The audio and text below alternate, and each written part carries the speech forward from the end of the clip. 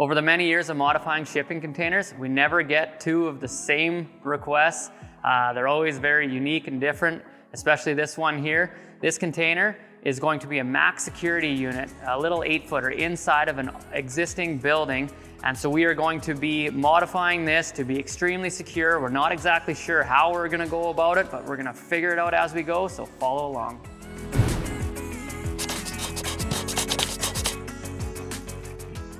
Starting off with a specialty 8-foot container from China that is pre-modified with an access door and a window.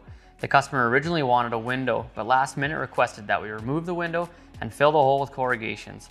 We'll also be removing the access door, and for the first time, we'll be fully welding our dual swinger frame together and welding that same frame to this shipping container. To fill the window, we had a spare man door cutout laying around the same color. It didn't allow us to perfectly line up the corrugations, but it turned out nice and performs its function. Notice that William has ground off all the paint about 1 inch from the edge prior to welding. So we had just finished welding the window patch back into place. I'm just gonna spray some zinc-rich galvanizing compound onto the weld to protect it from rusting. Another first is we'll be putting a North American steel insulated door slab in our dual swinger door frame. We found this door slab in the snowbank and we'll be using it as a placeholder until the new door that's prepped for Mortise hardware shows up. The rough opening in the container is so tight that the hinge screws needed to be cut down, and even the rivets at the top and bottom of the door holding it together had to be removed. William did this while he fully welded the rest of the frame together, then finally hit the bare steel with more zinc to reapply the sacrificial layer.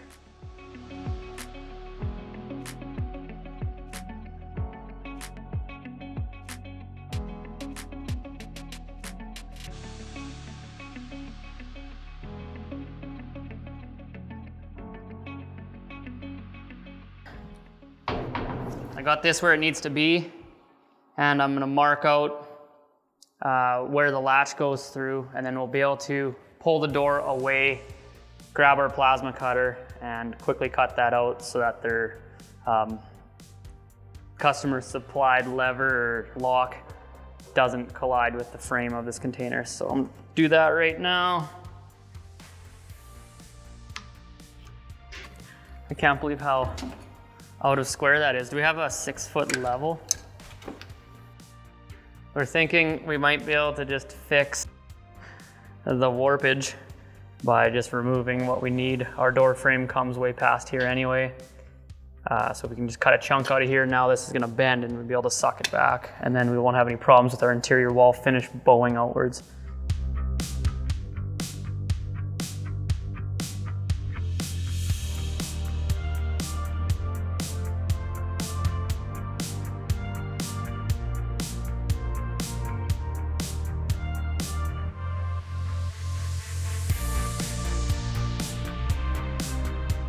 William did a great job notching the door frame and capping the square tubing. This straightened out the bow in the shipping container, and this also, once we installed the man door frame back in place, we were able to clamp the door frame to the rough opening HSS, and that straightened this container perfectly back out. And so while it was clamped, he just ground some paint spots away, was able to weld the frame perfectly in place. And now when we go to finish the interior of the container, the wall is going to be nice and straight and not going to be boomeranged.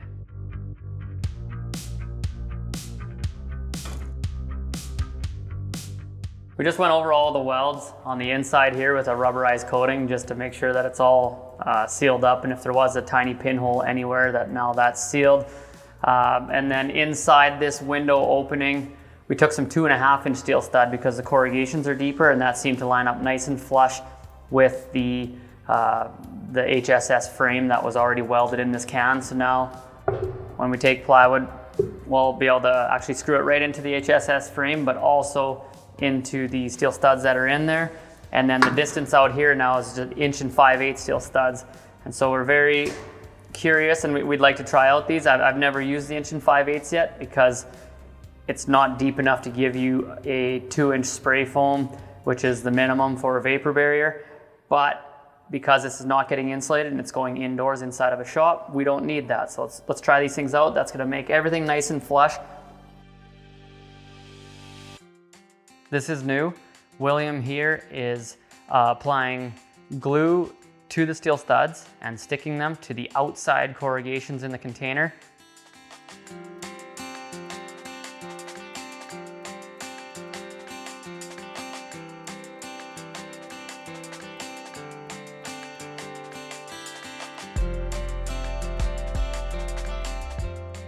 We're gonna go with the hat channel.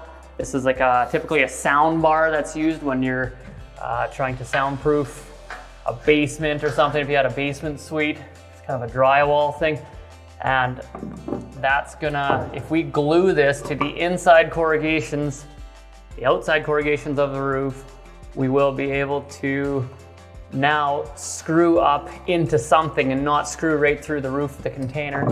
And plus we'll also be able to glue this plywood to the inside corrugations, what we'd call them the ceilings. So every however many inches, we're gonna be able to screw this into the roof, and then also that'll hold it while the glue sets, and then the glue and the side pieces of plywood are going to be what actually holds this roof sheet up eventually. So we're gonna go shopping. We're gonna get some of these hat channels and a bunch of 1 5/8 steel studs, come back, and then just keep playing around and try to figure this out, how to save the most interior room and have the slenderest framing system and still not poke any holes through this container. So if we can't screw it, we're gonna glue it. So don't judge us, we aren't tin bashers. This is just an experiment. We're playing around with these hat channels here to see if we can make a very slim framing system here. There's actually some sound clips that these hat channels clip into that could be mounted prior to this. And we want to mimic that design with something that would install ahead of time, and then these would just nicely clip in. But because we're so limited for space here, we have to glue these hat channels right to the roof. And so we have these temporary braces just applying upward pressure on these. We're gonna leave this overnight, come back in the morning, and hopefully not everything is laying on the ground.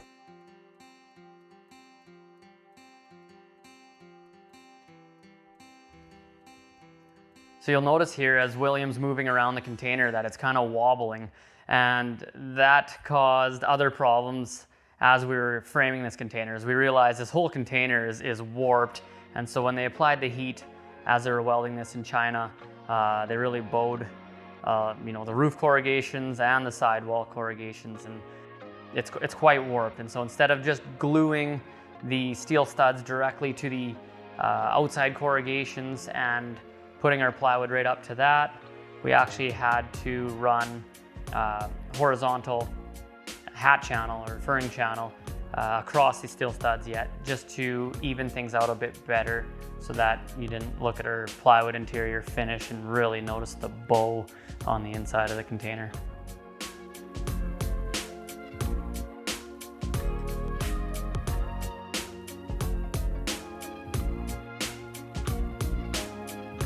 The hat channel that stuck to the ceiling adhered very well. We were confident that the weight was going to hold the sheets of plywood, so William began sheeting.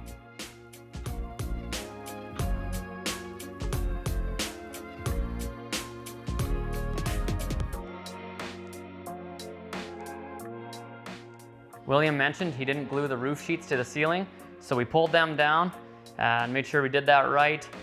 Whenever you're figuring things out like this, it's often that we'll have to do things twice or even 3 times. We also made some unnecessary changes to the horizontal strapping. These guys are journeyman welders, not carpenters, so be easy on them in the comments below.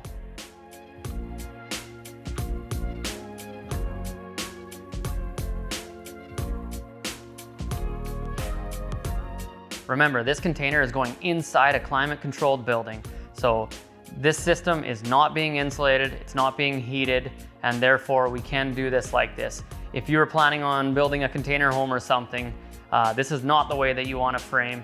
You'll want to frame it with a larger 2.5-inch steel stud and then apply at least 2 inches of spray foam to get your proper vapor barrier.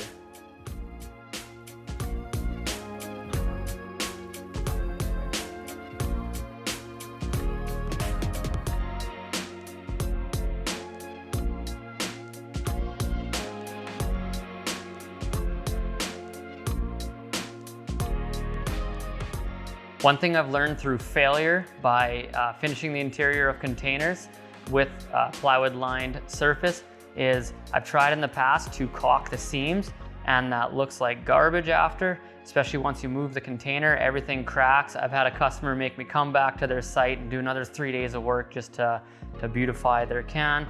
So in this instance, we actually randomly had a container roll in, and it had some hardwood concrete form chamfer, and this stuff is perfect, and it matched the good one side fir plywood finish so perfectly. And so we utilized that to trim all the corners. Honestly, if anyone was plywood lining a container, this is the stuff to buy.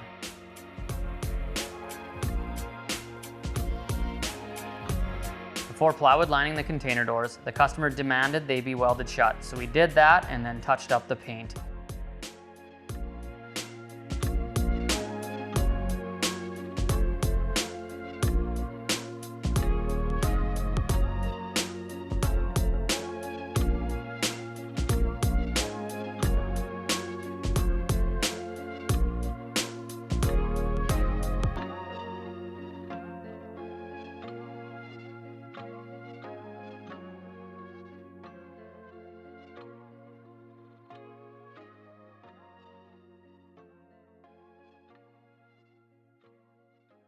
I am really impressed with William's finished carpentry skills. This thing turned out great, and I'm sure the customer is going to be extremely happy with it. I'm proud of Curtis here. I see he's got the paintbrush out and not just the roller. If you're trying to blend paint, and especially on new containers, if you're just using a roller, you get a hard paint line and it doesn't really look very good. And it seems like if you use a paintbrush, you can kind of blend from the stock container paint from China to our touch-up paint, and it just transitions a lot smoother. The customer mentioned they could paint their own door frame, but I knew they weren't gonna have the right color of paint, and so we decided to do that for them. The new door has just arrived, so the final step is to reinstall the bulb seal and get the door installed with the self-closing device. We also ran into a little bit of troubles with the self-closing device. One thing to note, if you are buying our dual swinger man door frame and supplying your own commercial insulated door slab, make sure you install it a 1/2 inch to 3/4 of an inch below where the installation instructions recommend it to ensure it clears our bulb seal.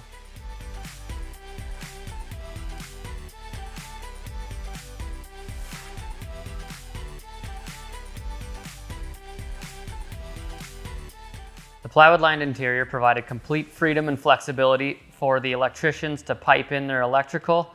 At site, the customer plans to plug in this container to a receptacle in their warehouse. We satisfied all the customer's design criteria, and the final step is just to ship this off to them. If you enjoyed this video, please give it a like. If you'd like to see more, please subscribe to our channel and ring that bell for notifications. If you have any comments or new product suggestions, please feel free to leave them in the comments section below. And as always, check us out at tcg.ca. Hope you learned something.